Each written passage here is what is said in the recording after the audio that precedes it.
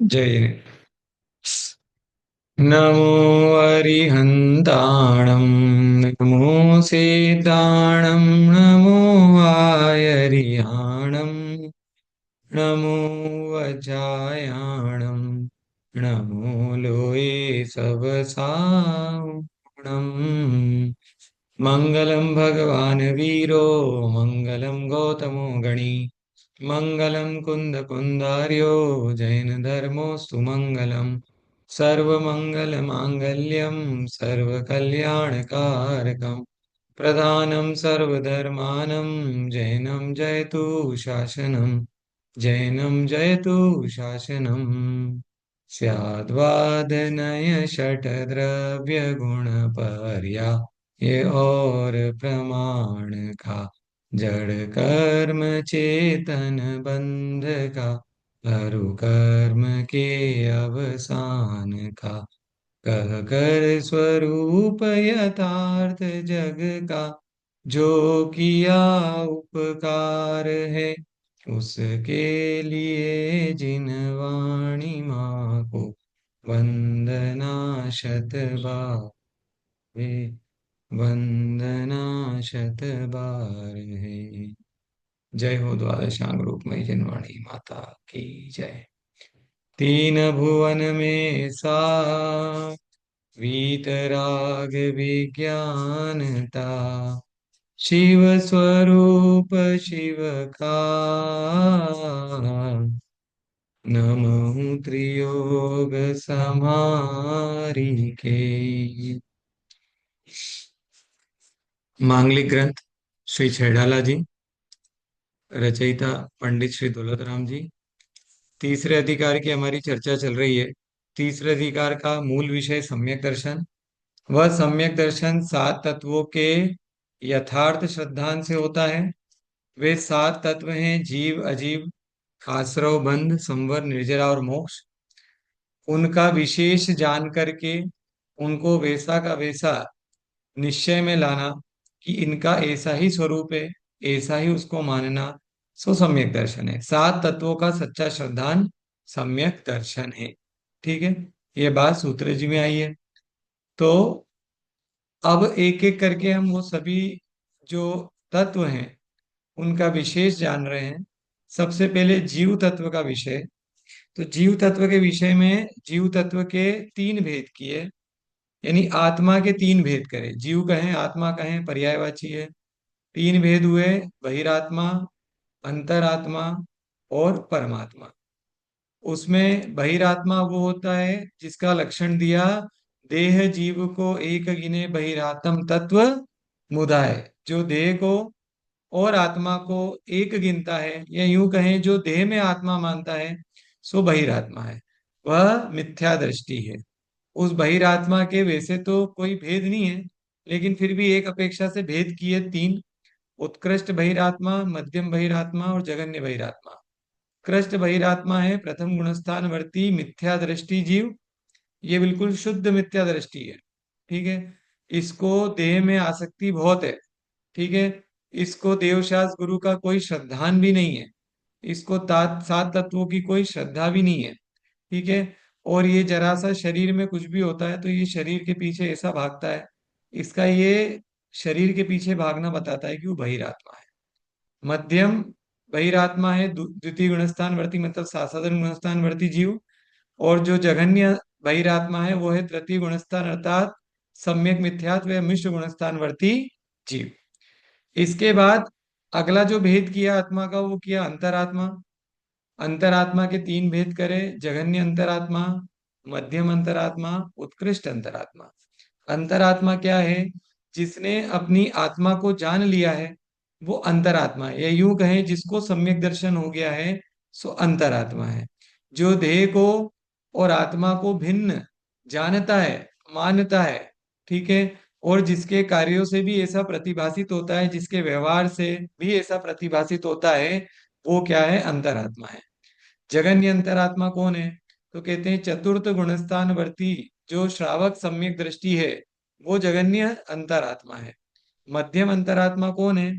तो मध्यम अंतरात्मा के उन्होंने भेद करे कि 5वें से लेके 11वें गुणस्थान वर्ती, मतलब 5वां गुणस्थान वर्ती व्रति श्रावक से लेकर के 6ठे 7वें गुणस्थान वर्ती, मतलब प्रमत्त अप्रमत्त दशा में झूलते मुनिराज, 8वां 9वां 10वां गुणस्थान मतलब अपूर्वकरण अनिवृत्तिकरण और सूक्ष्म सांप्राय वर्ती मुनिराज, और 11वां गुणस्थान मतलब उपशांत मोह, ऐसे 5वें गुणस्थान से लेके 11वें गुणस्थान तक जो अंतरात्मा है वे सब मध्यम अंतरात्मा जानना।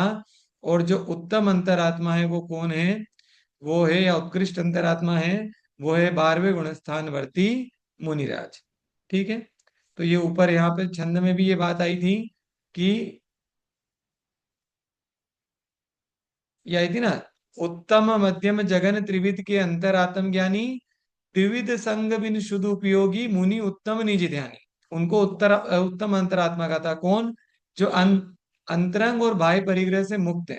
अंतरंग परिग्रह कितने प्रकार के होते हैं? 14 प्रकार के। बाह्य परिग्रह कितने प्रकार के होते हैं? 10 प्रकार के। ऐसे 24 परिग्रहों से जो मुक्त हैं, ऐसे जो मुनिराज है, मतलब 12वें गुणस्थान वर्ती जो मुनिराज है वो उत्तम अंतरात्मा है। ठीक है। फिर मध्यम अंतरात्मा देशव्रती अनगारी, मतलब जो देशव्रती हैं, या फिर जो 6ठे से 11वें गुणस्थान वर्ती मुनिराज हैं, वो सब क्या है? मध्यम अंतरात्मा है। और जगन कहे अविरत समदृष्टि तीनों शिवम अगचारी। और जगन या अंतरात्मा कौन है? चतुर्थ गुणस्थान वर्ती सम्यक दृष्टि जीव। और ये तीनों ही मोक्ष मार्ग पे चलने वाले हैं, ये अपने मोक्ष को पाएंगे। इसके बाद हमने चर्चा करी थी, परमात्मा के दो भेद किए थे, सकल परमात्मा और निकल परमात्मा। सकल परमात्मा मतलब शरीर सहित परमात्मा। शरीर सहित परमात्मा कौन है? श्री अरिहंत सकल परमात्म लोकालोक निहारी, जो समूह शरण में विद्यमान तीर्थंकर हैं, जो गंधकुटी में विद्यमान अरिहंत भगवान हैं, जो अभी विदेह क्षेत्र में 20 विद्यमान तीर्थंकर हैं, या और भी जो अरिहंत भगवान है, ये सब कौन है? सकल परमात्मा है। शरीर तो है, लेकिन इनका शरीर कैसा है? परम औदारिक शरीर है। परम औदारिक शरीर है, केवल ज्ञान को प्राप्त कर लिया है, सर्वज्ञ हो गए हैं, अनंत चतुष्टय प्रकट हो गए हैं, है ना। और कल उनकी चर्चा भी की थी हमने कि कौन कौन से 46 गुण होते हैं। 10 जन्म के, 10 केवल ज्ञान के, 14 देवकृत अतिशय, 8 प्रातिहार्य, और 4 अनंत चतुष्टय, जो कि है अनंत दर्शन, अनंत ज्ञान, अनंत वीर्य और अनंत सुख। ऐसे 46 गुण से युक्त जो अरिहंत परमात्मा है, सो सकल परमात्मा है। ठीक है। अब आज अपने को चर्चा करनी है निकल परमात्मा की। ठीक है। यहाँ तक कोई प्रश्न तो नहीं है किसी को? कोई प्रश्न हो तो पूछ लो। बोलो। ना कि जो पांचवें गुण स्थान में श्रावक जो श्रावक है वो जा सकता है, तो गलत। क्यों? पांचवें गुण स्थान में श्रावक। 5वें गुणस्थान वर्ती, यहाँ तो व्रति श्रावक है ना, तो मध्यम अंतरात्मा है, वो भी मोक्ष मार्गी है। आगे जाके जब उनके तो गुणस्थान श्रावक बढ़ेंगे। कोई अलग चीज उन सबको श्रावक गिनते हैं। नहीं, हाँ, मतलब उनके भी एक एक तरीके से उनके भी श्रावक, मतलब वो उत्कृष्ट श्रावक संज्ञा ही आती है उनके भी। ठीक है, एक तरीके से। और एक तरीके से उनको व्रति संज्ञा रहती है, तो वो श्रमण संज्ञा में भी आते हैं, ऐसा। ठीक। ठीक है। तो अब बात करते हैं अपन सिद्ध परमात्मा की। ठीक है। कैसे हैं सिद्ध परमात्मा? ज्ञान शरीरी त्रिविध कर्म मल वर्जित सिद्ध महंता, हे निकल अमल परमात्म भोगे शर्म अनंता, बहिरातमता हेय जानित जी अंतर आत्म हूजे, परमात्म को ध्याय निरंतर जो नित आनंद पूजे। ज्ञान शरीरी, ज्ञान मात्र जिनका शरीर है, अब शरीर नहीं रहा। क्यों? सिद्ध हो गए। जब तक अरिहंत थे तब तक शरीर दिखता था महावीर भगवान का, तब तक समूह शरण में दिखाई देते थे। ठीक है। फिर क्या करा उन्होंने? योग निरोध करा। कब? त्रयोदशी के दिन। चतुर्दशी के दिन भी योग निरोध रहा। और फिर कार्तिक कृष्ण अमावस्या को वो उस देह को त्याग करके और मोक्ष को प्राप्त हो गए, मतलब सिद्ध परमात्मा हो गए। तो अब क्या रह गया उनके पास? शरीर तो यहीं छोड़ के चले गए, और क्या बचा? ज्ञान शरीर। अब उनका ज्ञान ही उनका क्या है? शरीर है। वो आत्मा जो है वो मुक्त हो चुका है। अब इसमें कोई औदारिक, परम औदारिक आदि शरीर की कोई संज्ञा नहीं है। अब उनका ज्ञान ही उनका क्या है? एक तरीके से शरीर है। तो ज्ञान शरीरी त्रिविध कर्म मल वर्जित। त्रिविध कर्म मल वर्जित, तीन प्रकार के कर्मों से वर्जित। कौन कौन से? द्रव्य कर्म। कौन कौन से द्रव्य कर्म? ज्ञानावर्णादि द्रव्य कर्म, ज्ञानावर्णी, दर्शनावर्णी, मोहनी, अंतराय, आयु, नाम, गोत्र और वेदनी, ऐसे 8 द्रव्य कर्मों से रहित। ठीक है। और कौन सा? रागादि भाव कर्म, जो राग द्वेष आदि भाव कर्म होते थे उनसे भी रहित। और औदारिक आदि शरीर आदि मतलब 9 कर्म से भी क्या हो गए? रहित हो गए। इसलिए क्या बोला? त्रिविध कर्म मल वर्जित। द्रव्य कर्म, भाव कर्म और 9 कर्म कलंक से जिन जो वर्जित हो चुके हैं, मतलब जिन्होंने इन तीनों प्रकार के कलंक को क्या कर दिया है? धो दिया है, अपने से अलग कर दिया है।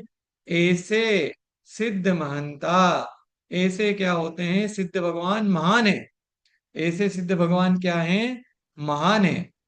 ते है निकल अमल परमात्म, और उन्हीं को हम क्या बोलते हैं? निकल अमल परमात्म। निकल मतलब शरीर रहित, अमल मतलब मल रहित परमात्म। शरीर रहित परमात्मा, मल रहित परमात्मा। और वो क्या करते हैं? भोगे शर्म अनंता। अनंत शर्म आती है उनको।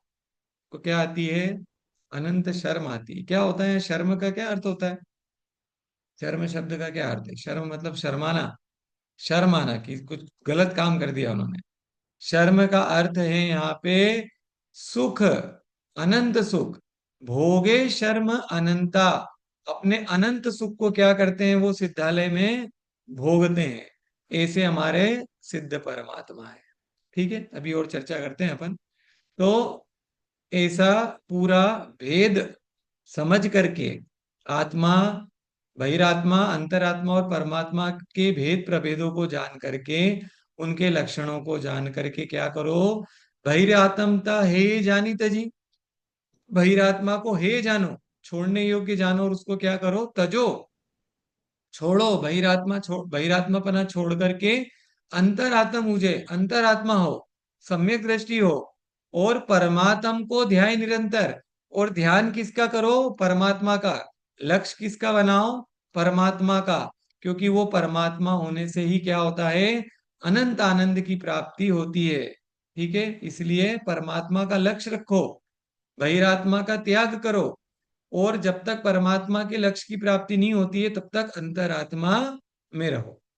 ठीक है, बहिरात्मा छोड़ने योग्य है, अंतरात्मा भी प्राप्त करने योग्य नहीं है।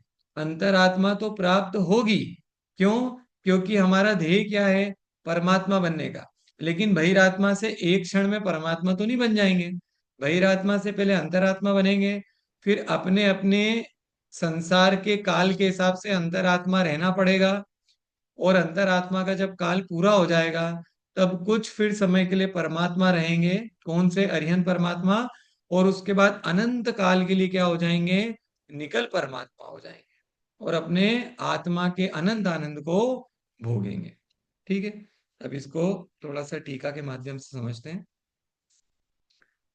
आज दौलत राम जी इस छंद के माध्यम से निकल परमात्मा दशा की चर्चा कर रहे हैं, कि जो शरीर रहित है, जो द्रव्य कर्म, भाव कर्म एवं नो कर्म से रहित अवस्था है ना, त्रिविध कर्म मल वर्जित, अनंत ज्ञानादि गुणों से सहित ज्ञान शरीरी सिद्ध परमात्मा निकल परमात्मा है।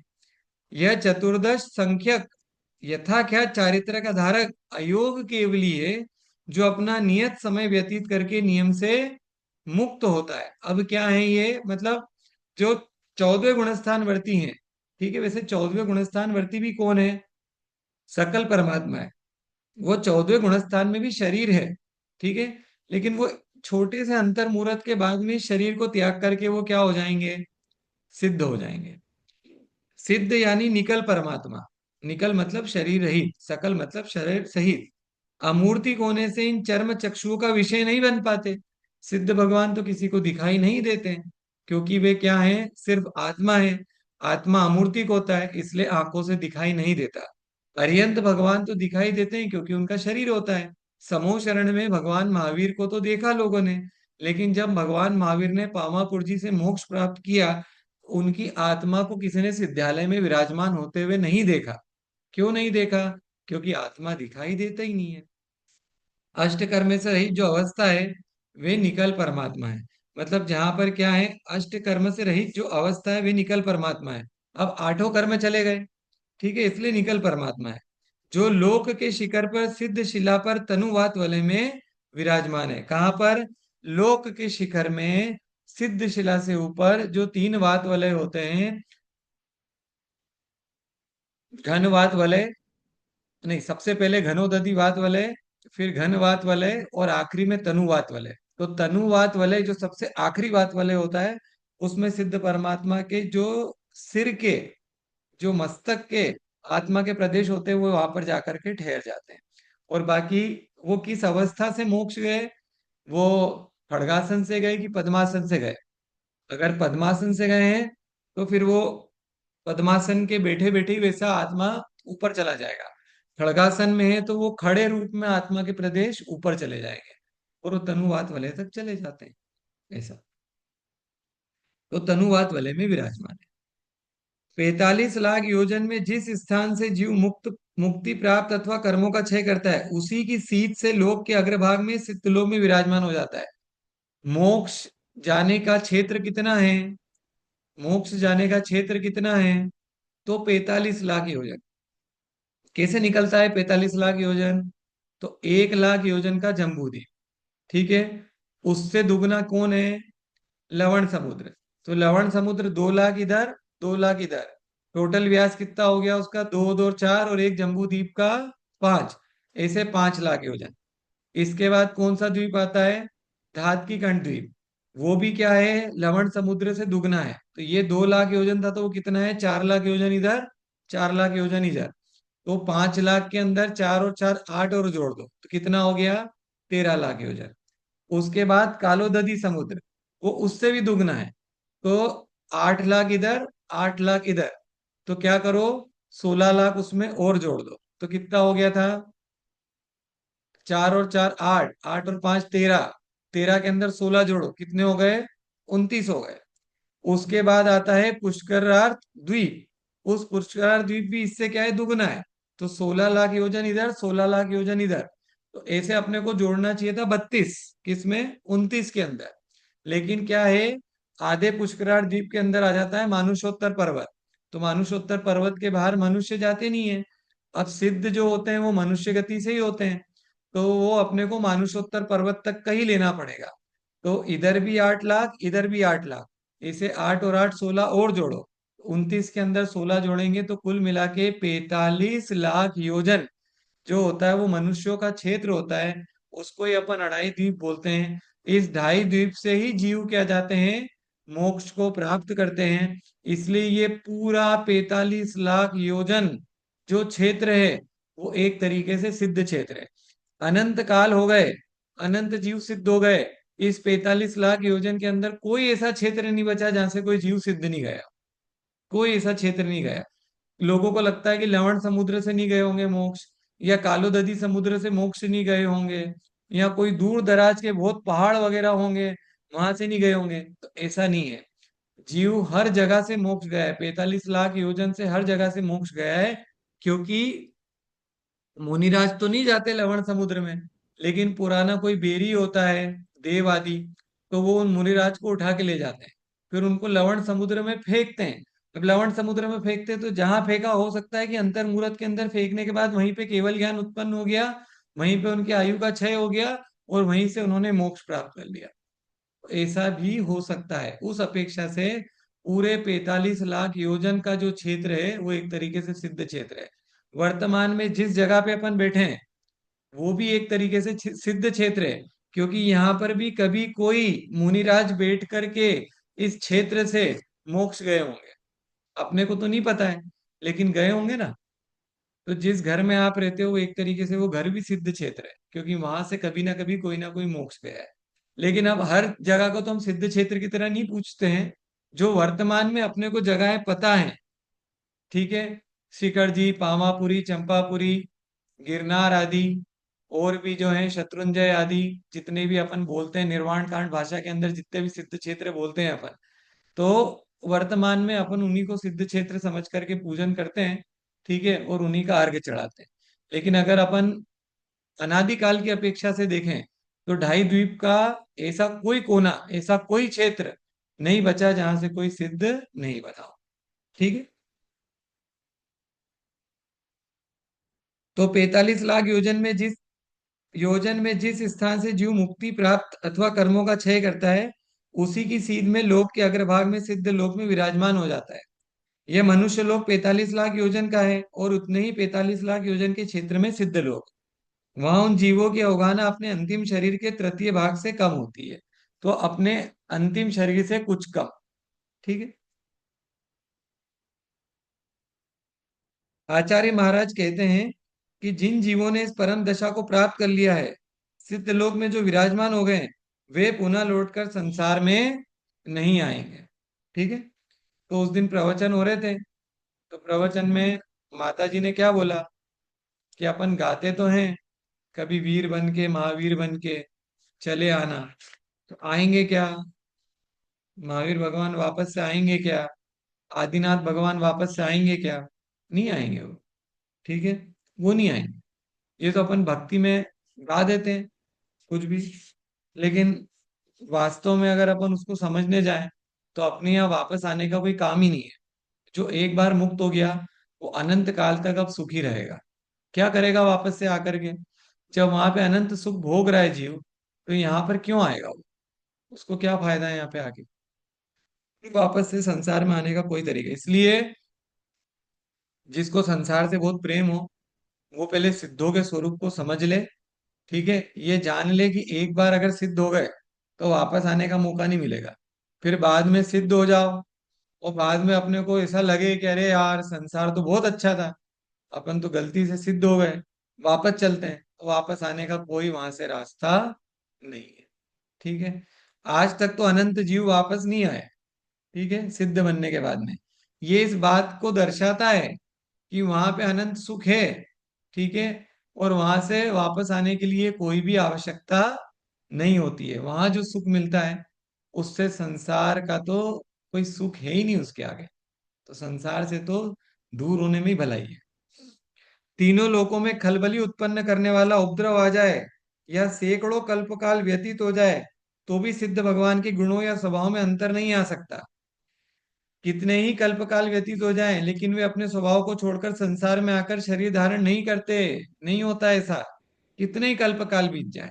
एक कल्पकाल होता है 20 कोड़ा सागर का। ऐसे अनंतों कल्पकाल बीत गए, लेकिन जो अनंत कल्पकाल पहले सिद्ध बने वो आज तक भी सिद्ध अवस्था में है। और वो अनंतों कल्पकाल बीत जाने के बाद भी सिद्ध अवस्था में ही रहेंगे, अपनी आत्मा के सुख को निरंतर भोगते रहेंगे। ऐसा सुन करके अपने को थोड़ा सा पछतावा नहीं होता है इस बात का कि अनंतो जीव ने अपने आत्मा को ध्या करके सिद्ध अवस्था को प्राप्त कर लिया, और अपन अभी भी संसार में ही रुल रहे हैं। हमारा मन नहीं करता कभी भी कि हम भी कुछ ऐसा करें कि हम भी सिद्ध परमात्मा बने। ये हमारे मन में भी ये बात नहीं आती है कि हमको ऐसा कुछ करना चाहिए इस मनुष्य पर्याय के अंदर कि हमारी सिद्ध गति की सिद्धि हो जाए। हम वर्तमान पर्याय में तो सिद्ध गति प्राप्त नहीं कर सकते हैं, लेकिन सिद्ध बनने के मार्ग पे तो चल सकते हैं। हमारा क्या उतना भी मन नहीं होता क्या? और अगर हमारा उतना भी मन नहीं होता है, इसका मतलब ये है कि हम बहिरात्मा है।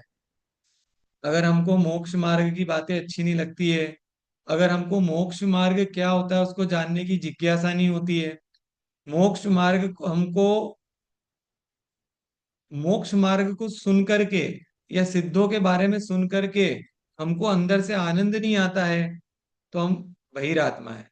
अंदर से हमको खलबली नहीं मचती ये सब सुन करके कि मैं भी ऐसा आनंद सुख प्राप्त कर सकता हूँ, ऐसा सुन के ही अगर हमको आनंद नहीं आता है, तो फिर हम तो बहिरात्मा है, हम अंतरात्मा नहीं है। अंतरात्मा तो ये बातें सुन करके खूब आनंद विभोर होता है।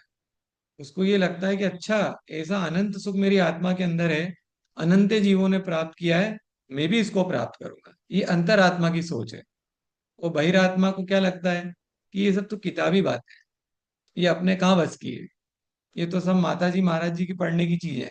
अपन तो श्रावक लोग हैं, अपन काहे के सिद्ध परमात्मा बन जाएंगे, अपन काहे के सम्यक दृष्टि हो जाएंगे।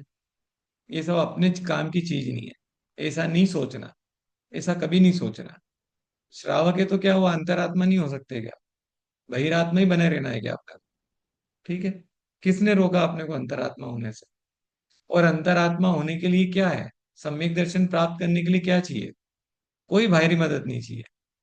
जो चाहिए वो सारी चीजें अपने पास में है, उसमें कुछ भी घट नहीं रहा।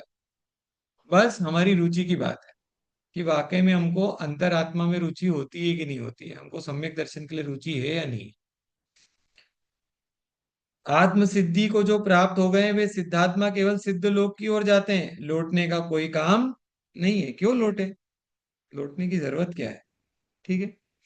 अब देखो, कौन कौन से 8 कर्म हैं जो कि सिद्ध भगवान ने नष्ट कर दिए, उनकी थोड़ी सी चर्चा कर लेते हैं। या एक काम करते हैं, पहले सिद्धों के गुणों की चर्चा कर लेते हैं थोड़ा सा, एक और एक छोटा सा टॉपिक समझ लेते हैं अपन। सिद्धों के जो गुण हैं उनकी चर्चा कर लेते हैं। मैं शेयर करता हूँ डिटेल।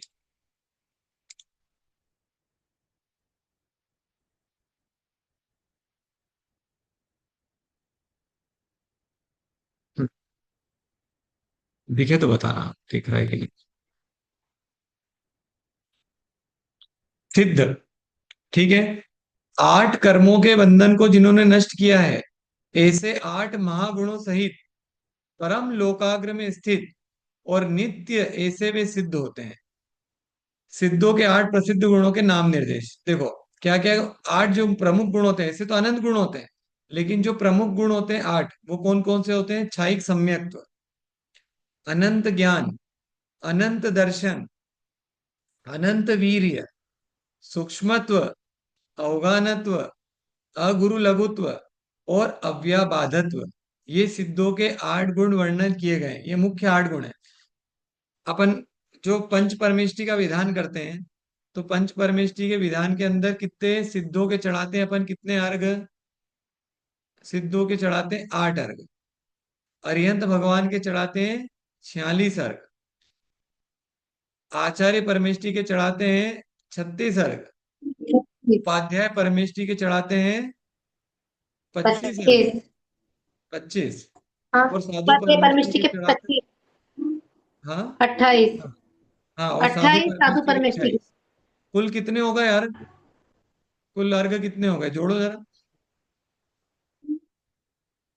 के 46 36। जल्दी हाँ जोड़ो। जोड़ो। 46 तो ये है, 46 के अंदर 8 जोड़ो, कितने हो गए? 54, 54। ठीक है। फिर उसमें 36 गुण आचार्य परमेष्टि के जोड़ दो, तो 54 में 36 जोड़ेंगे तो कितना हो जाएगा? 90। बराबर है, हो जाएगा ना? हम्म। उसमें फिर 25 गुण जोड़ दो उपाध्याय परमेष्टि के, तो कितना हो गया? 15। 115। 115। और 115 के हाँ। अंदर 28 और जोड़ दो, तो 125, 135 और 8, 143 अर्घ अपन चढ़ाते हैं पंच परमेष्टि विधान के अंदर। ठीक है। तो सिद्धों के 8, सिद्धों में अनंत गुण होते हैं, तो अनंत तो अपन चढ़ा नहीं सकते हाँ। हैं। तो अपन सिर्फ जो जो हाँ। मूल 8 गुण जो बताए मेन, ठीक है, उनके अर्घ चढ़ाते हैं। तो ये इनके चढ़ाते हैं अपन। क्षायिक सम्यक्त्व का, अनंत ज्ञान का, अनंत दर्शन का, अनंत वीर्य का, सूक्ष्मत्व का, अवगाहनत्व का, अगुरु लघुत्व और अव्याभारत। इसमें क्षायिक सम्यक्त क्या हुआ कि जो सम्यक्त अब कभी भी क्षय को प्राप्त नहीं होगा, ऐसा परमावगाढ़ सम्यक्त जो होता है वो क्षायिक सम्यक्त होता है, वो सिद्धों के होता है। अनंत ज्ञान, क्यों? क्योंकि ज्ञानावर्णी कर्म समूल नष्ट हो गया, उससे जो ज्ञान प्राप्त हुआ सो अनंत ज्ञान। अनंत दर्शन, क्यों? क्योंकि दर्शनावर्णी वापस से समूल नाश प्राप्त हो गया, इसलिए अनंत दर्शन प्रकट होता है। अनंत वीर्य, अनंत शक्ति प्रकट होती है। ये अनंत ज्ञान, अनंत दर्शन, इसको ग्रहण करने की, अनंत सुख को भोगने के लिए शक्ति चाहिए। और वो शक्ति किससे प्रकट होती है? अनंत वीर्य से प्रकट होती है। ठीक है। सूक्ष्मत्व, शरीर कैसा हो गया? सूक्ष्म हो गया। ठीक है। सूक्ष्म हो गया मतलब कि अब किसी को बाधा नहीं पहुंचाएंगे, ऐसा का ऐसा शरीर उठ करके ऊपर चला जाता है। बीच में इतने सारे सब व्यवस्थाएं आती है, स्वर्ग लोक भी आता है और उनके सब पटल भी आते हैं, विमान भी आते हैं, सब शिलाएं भी आती हैं, लेकिन वो शरीर तो रुकता नहीं है, वो तो तनुवात वाले में जाकर के विराजमान हो जाता है। इसको बोलते हैं सूक्ष्मत्व। और क्या? अवगाहनत्व। अवगाहनत्व गुण प्रकट होता है, मतलब कि एक सिद्ध में अनंत सिद्ध, कहने का मतलब है कि जहां पर एक सिद्ध विराजमान होते हैं वहीं पे अनंत सिद्ध भी अपनी आत्मा के साथ विराजमान हो जाए तो आपस में कोई परेशानी नहीं होती है। वहां पर अपनी अपनी जगह का कोई चक्कर नहीं है। जो जहां से मुक्ति को प्राप्त हुआ वहीं से वो ऊपर चला जाता है, आपस में कोई बाधा उत्पन्न नहीं होती है। वो बोलते हैं ना अपन सुबह पाठ में, यो एक माही एक हाँ ये राजे, एक माही अनेक नो, उस एक अनेक की नहीं संख्या, नमो सिद्ध निरंजनो। जब एक के अंदर संख्यात असंख्यात अनंत, एक ही जगह पे अनंत सिद्ध भी विराजमान हो जाए तो भी आपस में कोई परेशानी नहीं है। अवगाहनत्व। अगुरु लघुत्व। ठीक है। अगुरु लघुत्व मतलब ना कोई छोटा ना कोई बड़ा। सिद्धों में कोई छोटा बड़ा नहीं होता, कोई उच्च नीच गोत्र नहीं होती। और अव्याबाधत्व मतलब किसी को भी कोई व्यवधान नहीं है, क्योंकि शरीर क्या हो चुका है अब? सूक्ष्म शरीर हो चुका है। तो अव्याबाधत्व मतलब किसी को बाधा आदि नहीं पहुंचाते हैं। ठीक है। ये अव्याबाधत्व सूक्ष्मत्व लगभग लगभग एक जैसे ही लगते हैं, लेकिन सूक्ष्मत्व क्या है? वो जो बिल्कुल बस आत्मा ही बचा ना, तो सूक्ष्म हो गया। ठीक है। क्योंकि अब वो कारमान शरीर रहा नहीं। ठीक है। तेजस शरीर रहा नहीं, औदारिक शरीर रहा नहीं, वैक्रिक शरीर रहा नहीं, आरक शरीर रहा नहीं। तो वो जो आत्मा है बस वही शरीर है, तो वो सूक्ष्मत्व है। और अव्यबाध तो मतलब वो किसी भी और वस्तु को बाधा नहीं पहुंचाते हैं, ना वो किसी से रुकते हैं ना किसी को रोकते हैं, ऐसा। तो ये सिद्धों के 8 गुण वर्णन किए गए हैं। तो ये अपने को ये बहुत याद रखने योग्य है, बहुत अच्छी चीज है ये। और सिद्धों के अन्य गुण का निर्देश, अकषायत्व, कषाय नहीं होती है। अवेदत्व, वेद नहीं होता है। सिद्ध पुरुष स्त्री नपुंसक आदि वेद नहीं होता है उनके, सिद्ध सिद्ध होते हैं। अकारकत्व, अब कुछ करना नहीं है, कोई भी कार्य करने के लिए बचा नहीं है। देह राहित्य मतलब देह भी नहीं है। अचलत्व, अब अचल नहीं है मतलब कि ऐसे चलते फिरते नहीं है, ऐसा नहीं कि वो फ्लोट होते रहते हैं वहां पे तनुवात वाले में, जहां पर है वहां पे अनंत काल तक स्थिर है। अलेपत्व, अलेपत्व क्या होता है देखना पड़ेगा, ये इसका अर्थ मेरे को भी नहीं पता। अलेपत्व मतलब कोई लेप, लेप शरीर मतलब वो शरीर नहीं है, लेप नहीं है कोई भी, मतलब अब कुछ भी ऊपर आवरण नहीं है। ये सिद्धों के आत्यंतिक गुण होते हैं, मतलब ये और भी विशेष गुण सिद्धों के होते हैं। ऐसे तो अगर सिद्धों के गुणों की चर्चा करने बैठे तो अनंत गुणों के धारी होते हैं सिद्ध तो, कि क्या क्या गुणों की चर्चा करें अपन उनकी, ऐसा। ठीक है। आते हैं वापस से विषय पे। तो ये इस तरीके से सिद्धों की चर्चा हुई। अब आगे उन्होंने बोला, बहिरातम ता हे जानत जी, अंतरातम हुजे, परमात्म को ध्यान निरंतर, सोनित आनंद पूजे।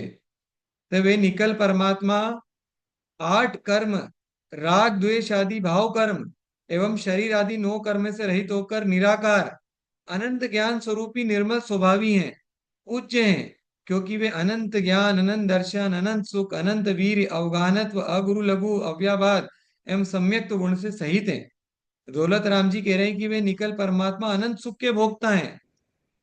ध्यान रखना, चक्रवर्ती, धर्मेंद्र, सोधर्म इंद्र आदि के संपूर्ण जीवन के सुख का अनंत गुणा सुख सिद्ध भगवान का एक क्षण का सुख है। तो क्या कह रहे हैं वो, कि सारे चक्रवर्ती इकट्ठे कर लो 3 काल के, सारे धर्मेंद्र इकट्ठे कर लो 3 काल के, सारे सोधर्म इंद्र इकट्ठे कर लो 3 काल के, और उनके जितने भी सुख उन्होंने भोगे हैं उनको सबको इकट्ठा कर लो, उनको एक तरफ रखो तराजू में, और फिर क्या करो, उसमें अनंत का गुणा करो। उसमें फिर किसका गुणा करो? उन सुखों के अंदर अनंत का गुणा करो। उसके बाद जो सुख निकल के आएगा उससे भी अनंत गुणा सुख होता है सिद्धों के एक समय का। जो सिद्ध जो सुख भोगते हैं वो सुख उससे भी अनंत गुणा होगा। अब इसकी कैसे उपमा दें? इस संसार में कोई वस्तु ऐसी नहीं है जिससे कि सिद्धों के सुखों की कोई कल्पना की जा सके। कोई भी ऐसी वस्तु नहीं है जो सिद्धों के सुख की कल्पना करवा सके हमको। ऐसा होता है सिद्धों का सुख, और ऐसी होती है सिद्ध गति।